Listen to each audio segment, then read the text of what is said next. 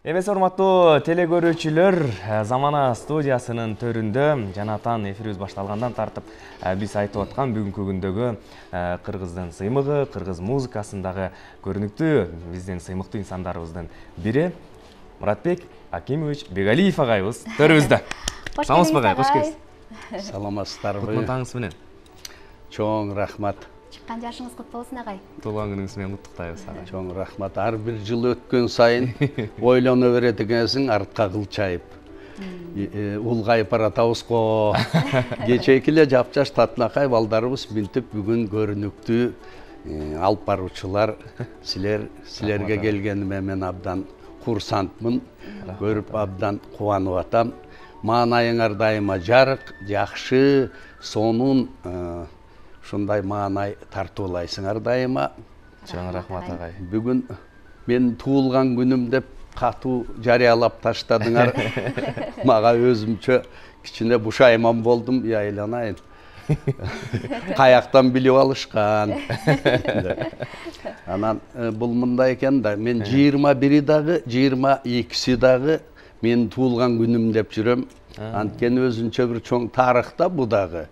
Анткени менин төрөгөн апам дайыма айтчы, сен 22-си төрөлгөнсүң деп айтат да. Анткени ошо радио жаңыдан сүйлөй баштаганда 41-чи жылы согуш башталган ошо күнү деп мен ошону эстеп калдым эле десе, менин атам ал учурда сельсоветтин секретары экен. Анан ал киши тамашалап айтчы, төрөгөн мен биленби, же сен билесиңби десе, жок, сен билесиңби, же сельсовет билеби. Ошентип мен 2 күн тең төрөлгөн болуп жүрөм. Могу 21-и өзгөчө бир күн, азыр силер айттыңар, селфи жөнүндө кеп кылып атасыңар.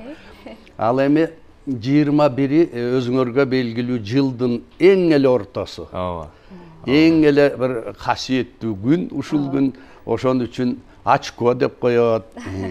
Жакшы нерсе да, ошон үчүн куттуктаганыңыздарга абдан чоң ыраазымын. Бар болуңуз агай, ден соолукта болуңуз. Бүгүнкү күндө, туулган күнүңүздө экзамен алып турбайсызбы студенттерден? Эми мен өмүр бою эле экзамен алып жүрөм, баягы Токтогулдай ырчы бол, Толубайдай сынчы бол деп бекер айтпайт. Мугалим болгондон кийин сөзсүз баягы окуучуларды тарбиялап, студенттерди жакшы жолго коюп, мына ошого аракет кылат экенсиң. Быйыл дагы мына бир 10 күндүн ичиндеги эле окуяларды айтсак, баягы Фигара там, Фигара тут дейт, операда айтылат го.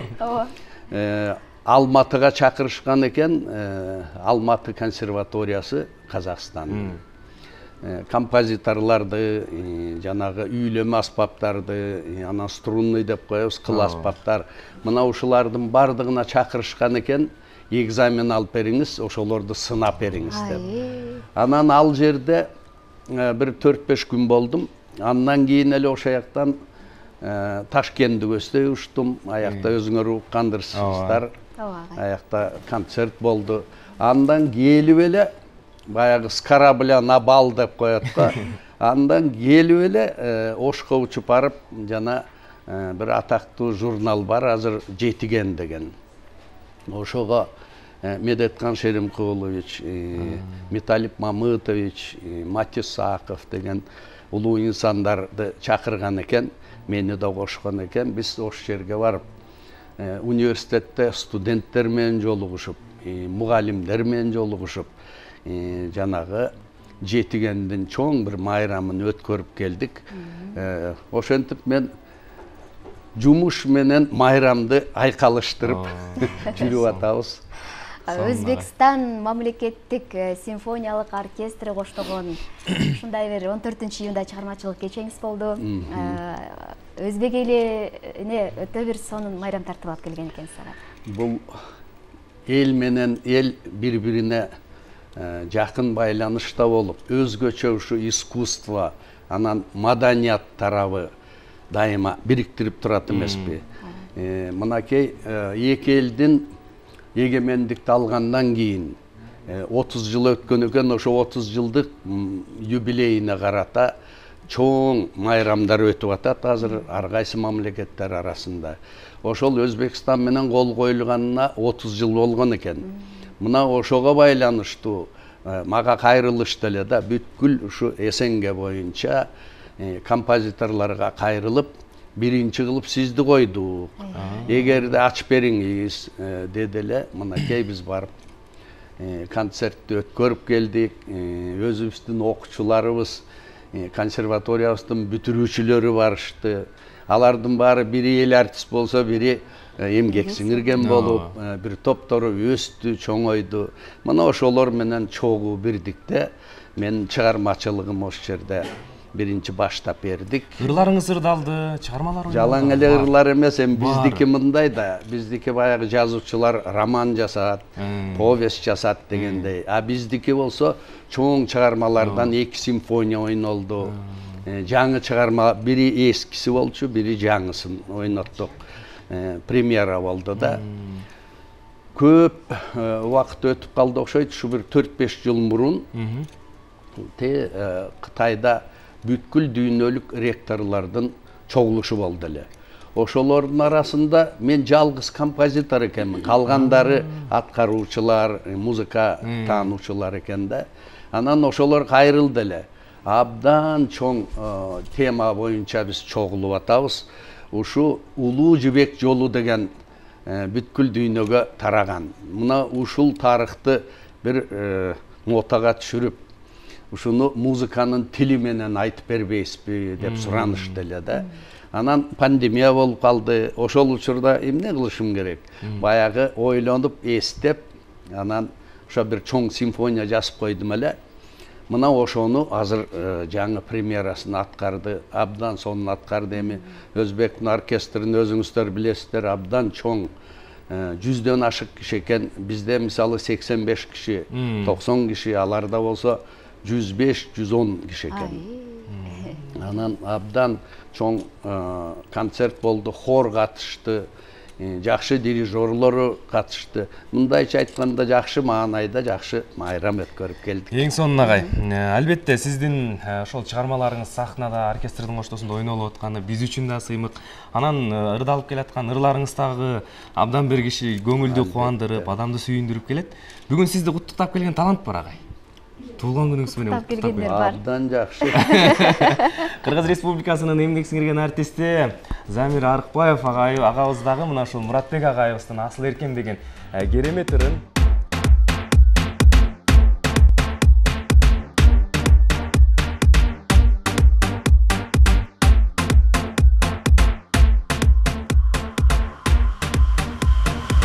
Жебеде эки кашың тартылган, жетсем деп сага талпынган. Суктанып суусап жүрүп кездештим, сулууга сенде калпындан. Жаштыкты биз сыйлайлы, ай асыл эркем, жаштык ырын ырдайлы, ай асыл эркем. Жебеде каштарыңдан, жезылап жаштарыңдан, жер менен басканыңдан.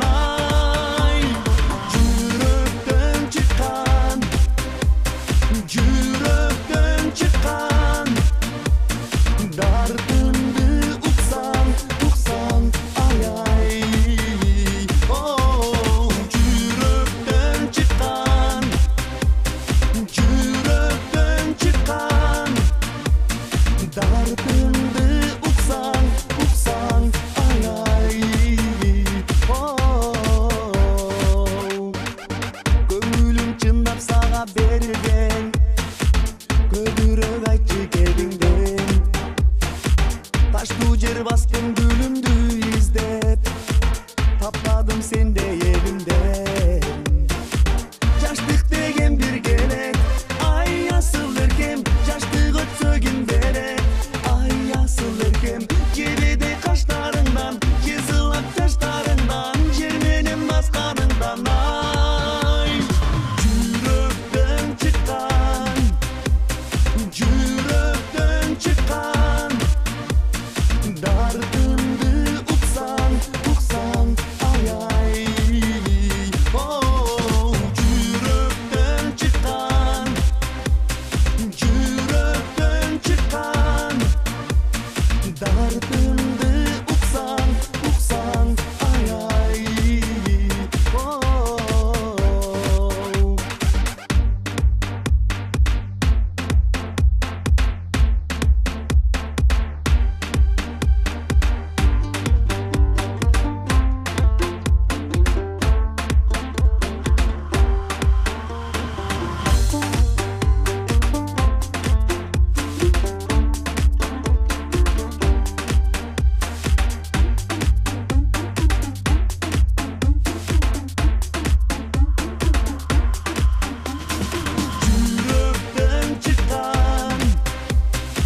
Yürekten çıkan dardımdı uqsan, uqsan, ay ay. Oh, yürekten çıkan dardımdı uqsan, uqsan, ay ay. Oh.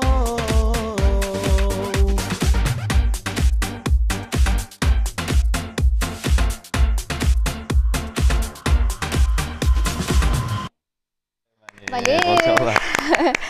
Замир Арықбаев. Замир Арықбаев. Туған күніңіз құт болсын. Çoğun rahmat, çoğun rahmat. Қош келдіңіз. Саламатсыз ба? Келіңіз, орын алыңыз.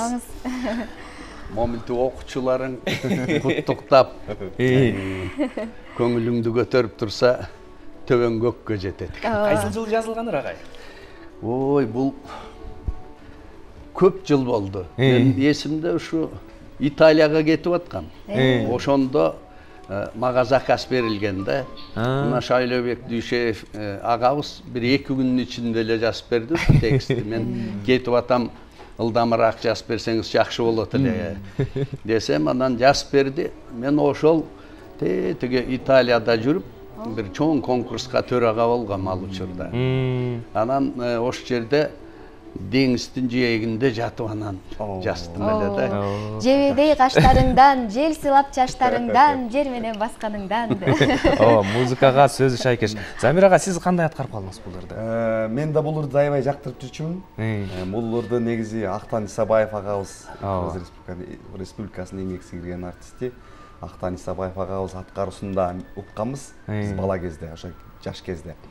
Анан кийин ушул мен ырдап сахнага чыгып калгандан кийин ушу репертуарларды караштырып отуруп, ушул адам өзү жаккан ырдырды айткан да, жүрөгүнө жакын ырларды айткан. Анан ушул чыгарма мага абдан жакчу эле. Анан колдон келишинче өзүмдүн аткарымда элге көрсөткөнгө аракет кылдым.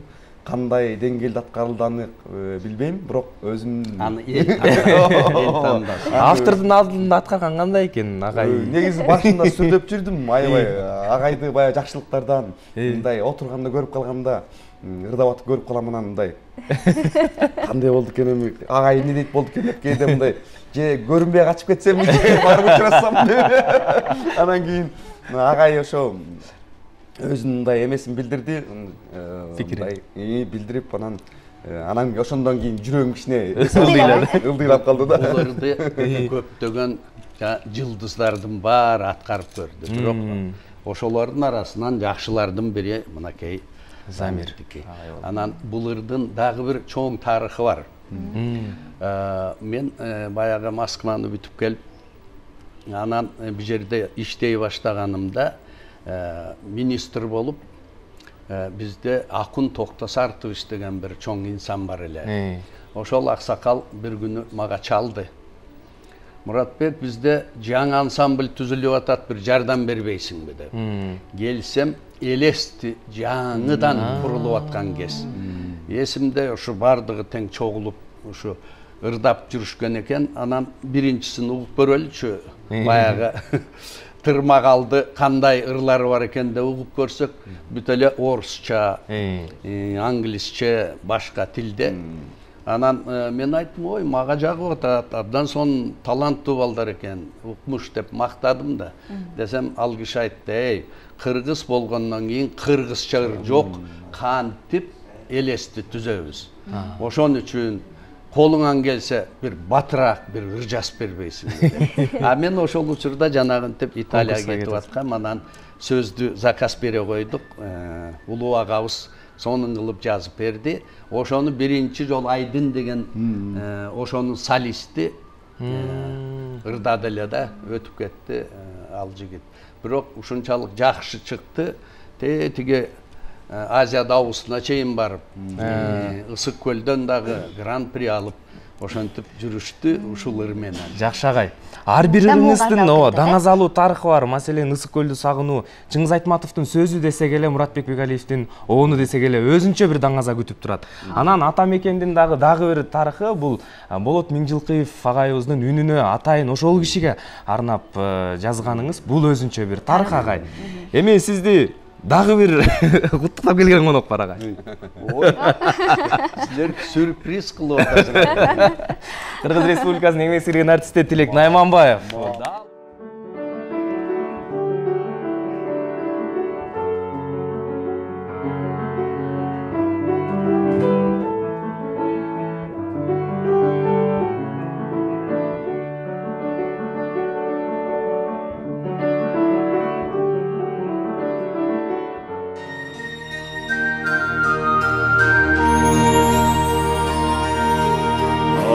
Келсем сағынычым жазылған, абаң атың арчаң килем жашылдан.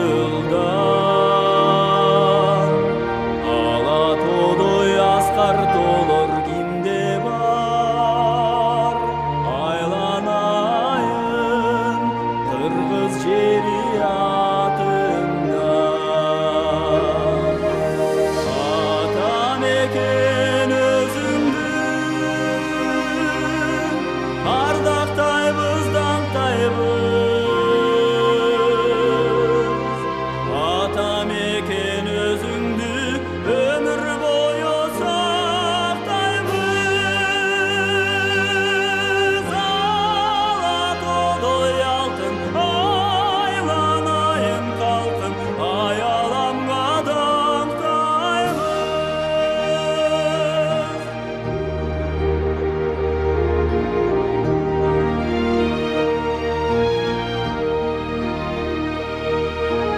Кылымдардын күүсү сага катылган,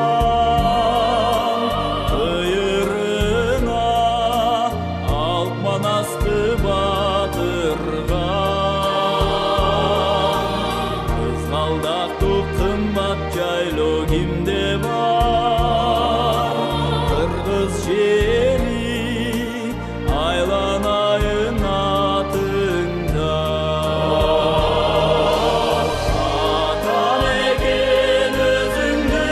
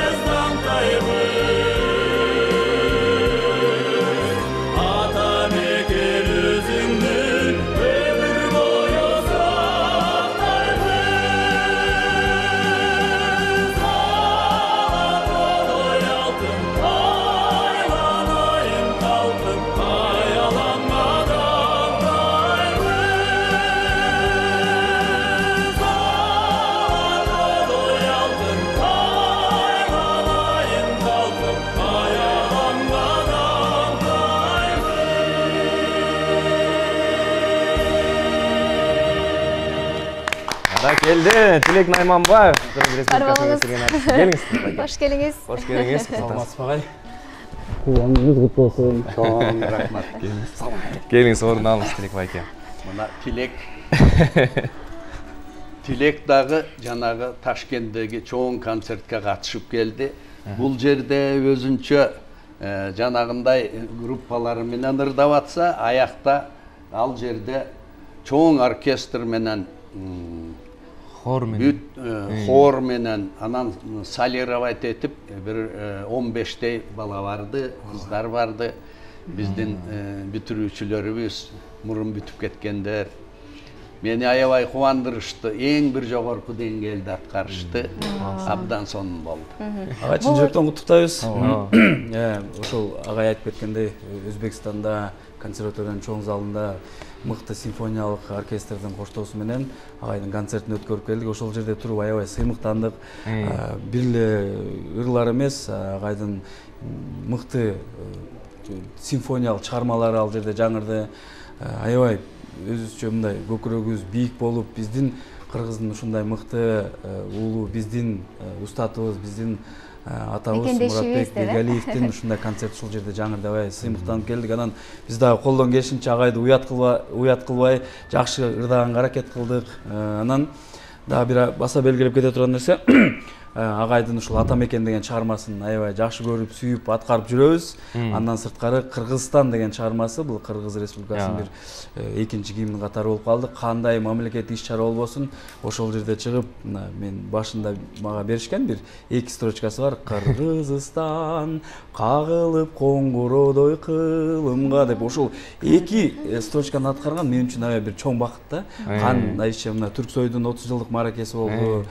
Москвадагы Москва Россия президенти менен Кыргыз президентинин эр шаркак ортосунда бир чоң деңгээлдеги концерт берип, ошол жерде иш кылып канчалаган иш-чара болбосун сыймыктан менен кырабыз. Агай бар болуңуз, денсаулык бекем болсун, ийгиңиздер кут болсун. Бул ырга эң сонун клип тартылыптыр, авторлордун катышканы дагы аябай көзгө сүйкүм көрүндү. Ошол эле учурда авторлор анан биринчи аткаруучу атайын ушул кишиге жазылган Болот Миңжилов агабызды дагы телевизордон ушул көрүнүп турган аябай кубанабыз деп коем. Агайдын талантынан тышкары дагы өзү агай чарбачыл да. Анан 20 жыл мурун консерваторияга тапшырып, аякта окуп кеттик. Консерваториянын баягы абалы аябай мындай башкача билгендей болчу. Анан кийин баргандан кийин ал консерватория ушундай жаркыраган, ушундай таптаза ремонт укмуш жасалган. Агайдын бир куттуктап кеттик эле колун кармап. Агай ушул консерваториянын ушундай деңгээлге жеткиргенине, кыргыз музыкасына салым кошконуна, şu Kırgızdın muzikasının baktısına, elin baktısına жаралганына биз аябай сыймыктанабыз агай менен, биз абдан кубанабыз агай. Макемовичтин ар бир кадамы кызматы мекен үчүн болду. Мекендин сыймыктуу болосуз. Агай сиз менен сыймыктанабыз. Бар болуңуз агай. Туулган менен куттуктайбыз. Анан сиздерге рахмат. Денсаулыкта болуңуздар. Эмесе урматтуу теле көрүүчүлөр, бүгүн биз Замана студиясында Кыргыз Республикасынын эл артисти Муратбек Бегалиев агайыбыздан туулган күнүн куттуктадык. Дал ушундай жакшы маанай менен эфирибизди жыйынтыктайлы деп турабыз. Ооба, агайыбыз өзү жазгандай улуу тоонун уулу деп биз айталы. Ошентип бүгүнкү көрсөтүүбүз дагы соңуна келип жетти. Саламатта калыңыздар. Күнүңүздөр көңүлдүү улансын.